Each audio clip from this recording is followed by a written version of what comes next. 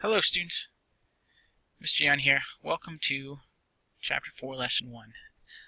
We have four things we're really going over today. We have the economies of the New England colonies, the middle colonies, as well as the southern colonies, and then we're going to dip into the slave trade. Make sure you read this section of the book. You always catch things that I didn't mention in the lesson.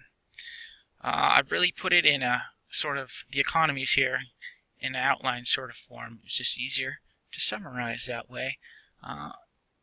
But to start off, different regions of the colonies, New England colonies, middle colonies, southern colonies, all had different groups of people, different geography, different geographical features, and therefore they had different economies and developed differently. So let's hit this up real quick.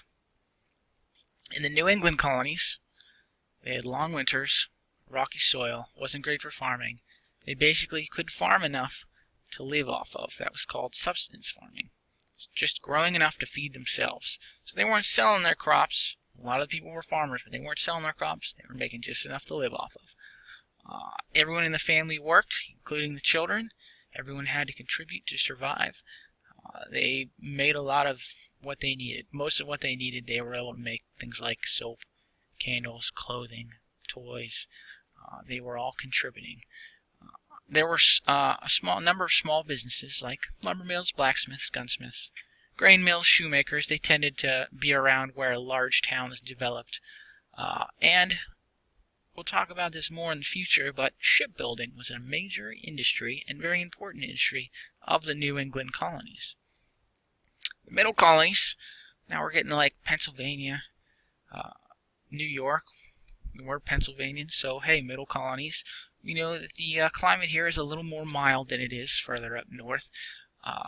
Soil was a little better for planting, so we had bigger farms. They were able to make enough crops, grow enough to sell it. So they would sell cash crops, which are basically crops that are easy to sell.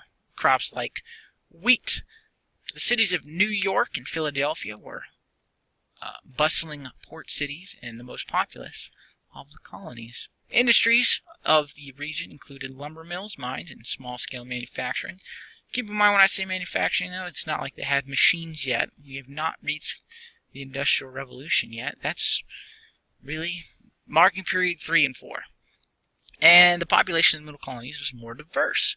Remember, when we learned about the origin of the colonies, all those Puritans and kind of religious zealot-like people were populated great deals of the New England colonies, and they were much more accepting in the middle colonies, places like Pennsylvania.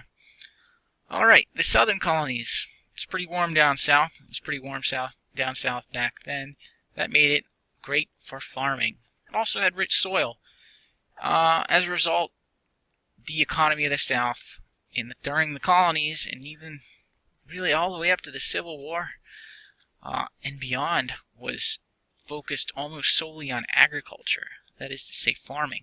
Now there were two main regions of the South, what is called the Tidewater and the backcountry. More towards the ocean, easternmost,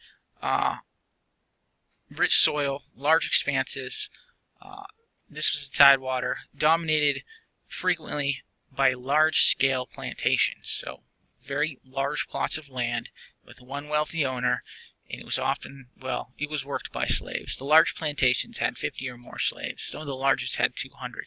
And they were really like their own villages. They could have their own shops, their own blacksmiths. All the slaves lived there in their little slave huts.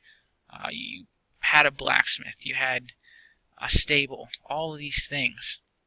And then you have the backcountry. That's where all the normal Joe Schmoes lived, close to the Appalachian Mountains. They were small family farms. They owned some slaves, usually maybe none or one or two, if any, and those farmers worked side by side with the slaves in the field. There was very little commerce or industry. Most of the trade transactions in the South were run by people in Europe. That's pretty much most of what we wanted to talk about. Because the plantation owners were the rich folk, and even though the vast majority were not rich, people in the South, because they were rich, they pretty much ran government and culture in the South, those wealthy few. We want to talk about tobacco and rice quickly. They were huge crops in the colonies. The tobacco was grown mainly in Maryland and Virginia. It was a labor-intensive crop, and as more people grew tobacco, the tobacco fields got bigger. They needed more slaves, and more slaves were shipped in. There were points in time where they made too much tobacco, and then the prices would drop. And some of these farmers in places like Maryland and Virginia gave up on tobacco and started growing other things that made money, like tobacco and wheat. Rice is a different story. Rice pretty much stuck exclusively to plantations because you needed a lot of money to grow it. You also needed a ton of slaves. And as rice production increased, well, rice farming, particularly in the 1750s, because rice got very popular in Europe, more and more slaves were sent to the colonies. That's pretty much rice. Rice was grown in rice paddies. Basically, it looked like this. It was flooded when it was growing, and then when it was time to harvest, they would unflood it. On that topic, we have the growth of slavery. We learned a good deal about slavery in that excellent video we watched in the introduction. Basically, as the labor needs increased, slavery increased. Western African kingdoms often captured their enemies and sent them, sold them to European slave traders for things like guns and money. The trip of slaves from Africa to the Americas was called the Middle Passage. It was called such because it was often the middle trip of this triangular trade right here. You see it looks like a triangle. So you had goods going from Europe to Africa. The slaves would go from Africa to the Americas, and the goods would go back from America over to Europe. So it was the middle leg of that triangular journey. Now, we heard about the conditions of slaves on the slave ships in the video. They were shoved in there like sardines. They didn't have bathrooms. A lot of them died of disease. They were only let upstairs, on deck once a day. And if they died, they were just thrown overboard. It was bad. It was very bad. And once they got to the colonies, it didn't get much better. They were sent to the slave market. Families were split up. And then they pretty much lived out their life in servitude. There were two major types of slaves in the South. Most of them were field slaves, which was grueling work. If the sun was up, they were working.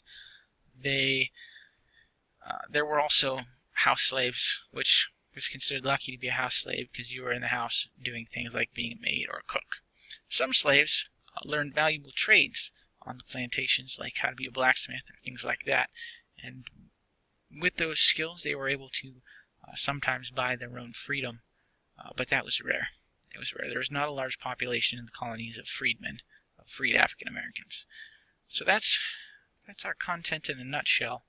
On the next page, you have a quiz. It's open notes, of course, and if you need any help, please let me know. You get 2 attempts, so you should be able to do pretty well at it. Let me know if you have any questions, and have a wonderful day.